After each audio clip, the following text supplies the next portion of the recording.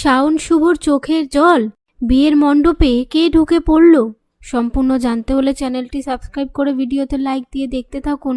সাত পাকে বাঁধা সিরিয়ালের নতুন আগামী পর্বে আমরা দেখতে পাই শাওন শুভর মাকে বলে, আমাকে আশীর্বাদ করবে না তুমি? তখন শুভর মা বলে, আমি সবসময় চাইছি তুমি তোমার ভালোবাসার মানুষের সাথে খুব সুখে শান্তিতে কাটাতে পারো। একথা শুনে শাওন আপন মনে বলে, ভাগ্য আমার ভালোবাসাকে হারিয়ে দিল। আর পাশ থেকে শুভ আপন মনে বলে, শাওন ম্যাডাম মন্দারের সঙ্গে সারা জীবন কাটাবে কি করে? ওদিকে একটা লোক শাওনের বাড়ির কাছে এসে একা বলতে থাকে, যে করেই হোক আমাকে শাওনের সাথে কথা বলতেই হবে। অন্যদিকে সিকিউরিটি রঞ্জিনীকে বলে, একটা লোক জোর করে বিয়ে বাড়িতে ঢোকার চেষ্টা করছিল। একথা জানার পর রঞ্জিনী আপন মনে বলে, ঋদ্ধিমান নয় তো? তো বন্ধুরা, আপনাদের কি মনে হয়, কে শাওনের সাথে দেখা করতে চাইছে? সে কি রঞ্জিনীর ব্যাপারে এমন কিছু জানে যা সবাই জেনে গেলে রঞ্জিনীর বিপদ? কমেন্ট বক্সে লিখে জানান। ভিডিওটি ভালো লাগলে শেয়ার করবেন।